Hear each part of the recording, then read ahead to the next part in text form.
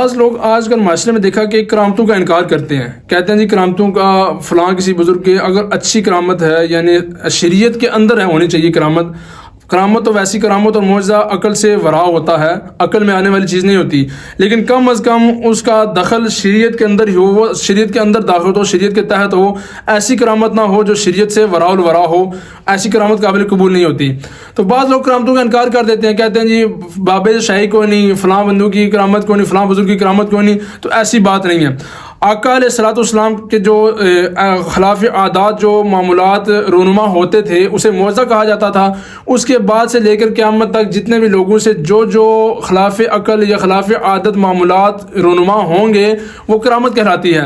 اب صحابہ سے بھی کرامتوں کا ظہور ہوا، آقا علیہ الصلوۃ والسلام کے زمانے کے اندر بھی ہوا۔ اسید بن حضیر رضی اللہ تعالیٰ عنہ قرآن کریم کی تلاوت فرما رہے تھے، بخاری شریف میں آتا ہے کہ اچانک آسمان سے ایک سائبان اترا تو اندھیرا سا چھا گیا ان کے ارد گرد، تو آپ بڑے حیران ہوئے، لیکن پتہ چلا کہ وہ فرشتے تھے جو آپ کی تلاوت سننے کے لیے آئے۔ تو یہ دیکھیں کرامت۔ اسی طرح ایک اور روایت میں آتا ہے کہ حضرت سلمان فارسی رضی اللہ تعالیٰ عنہ اور حضرت ابو درداء رضی اللہ تعالیٰ عنہ آپ دونوں کھانا تناول فرما رہے تھے، جس طشت میں آپ کھانا کھا رہے تھے نا، جہاں سے آپ لقمہ اٹھاتے اس لقمے سے تسبیحات کی آواز آتی، یعنی وہ چیزیں تسبیحات کرتی ہیں، اللہ کا ذکر کرتی۔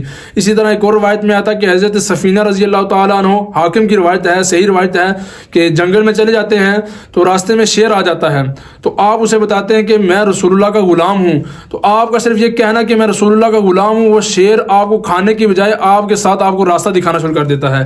یہ ہے صحابہ کی کرامت کا ظہور۔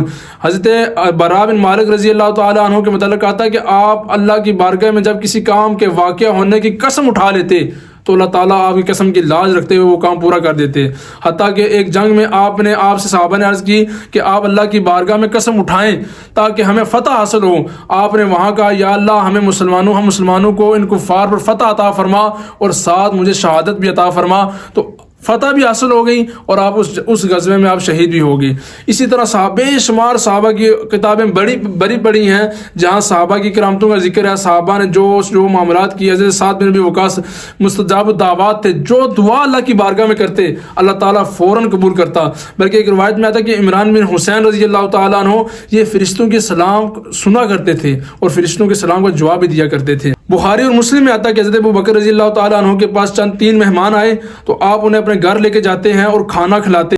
جب بھی آپ مہمان نوالا اٹھاتے، جو جیسی نوالا اٹھاتے، جس طرح پانی ابل کر باہر نہیں آتا نیچے زمین سے، اس طرح وہاں جہاں سے لقمہ اٹھایا ہوتا وہاں ایک لقمہ پہلے سے موجود ہوتا۔ تو یہ بھی کرامت ہے۔ حضرت عامر رضی اللہ تعالیٰ عنہ آپ ایک غزوہ میں شہید ہو گئے، آپ کی لاش کو تلاش کیا گیا لیکن آپ کی لاش نہ ملی۔ اسی طرح ایک اور صحابی عامر بن طفیل رضی اللہ تعالیٰ عنہ، آپ کا جب شہادت ہوئی تو آپ کی لاش کو سامنے صحابہ نے ہوا میں اڑتے ہوئے دیکھا، یعنی فرشتے آپ کی لاش کو اٹھا کر لے گئے۔ تو یہ بے شمار اس طرح کرامتوں کا ظہور ہوا ہے، اس کا انکار نہیں کیا جا سکتا۔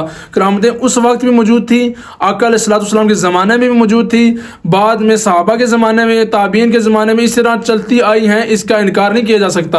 یہ ایک سمجھ لیں کہ شریعت کے ساتھ اس کا ایک بہت گہرا تعلق ہے، جس طرح معجزے کا تعلق تھا اس طرح کرامت کا بھی تعلق ہوتا۔ فرق یہ ہوتا ہے کہ نبی کا معجزہ ظاہر کرنا نبی پر لازم ہوتا ہے اور ولی کے لیے کرامت کا اخفاء کرنا سے چھپانا ہی لازمی ہوتا ہے۔ کرامتوں کا اظہار نہ کرے بلکہ استقامت کا اظہار کرے اور بتائے کہ دین اسلام کی تعلیمات یہ ہیں، ان پر عمل پیرا ہو کر اللہ کی پہچان حاصل کریں۔ ہاں یہ جو آج کل شبدہ باز ہوتے ہیں ان لوگوں سے بچنا چاہیے۔ پیر، ہر کوئی بندہ جو کسی آستانے سے تعلق رکھتا ہے تو اس کا مطلب وہ پیر نہیں ہے۔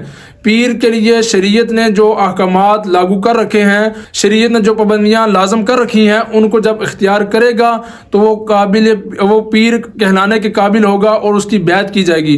اور رہا مسئلہ بیعت کا تو یہ بیعت تقوی کی بیعت ہے۔ مشکوٰۃ شریف میں آتا ہے کہ آقا علیہ الصلوۃ والسلام نے صحابہ سے تقوی کی بیعت لی اور صحابہ نے بیعت آقا علیہ الصلوۃ والسلام کے ہاتھ میں ہاتھ ڈال کر بیعت لی، تو اس میں کوئی حرج نہیں، بیعت کرنے میں کوئی، بیعت لینے میں کوئی حرج نہیں اور بیعت ہونے میں بھی کوئی حرج نہیں۔ صرف فرق یہ ہے کہ آپ اس بندے کا انتخاب کریں جو بشرع ہو، دین اسلام کی تعلیمات کو اپنانے والا ہو، شبدہ باز نہ ہو۔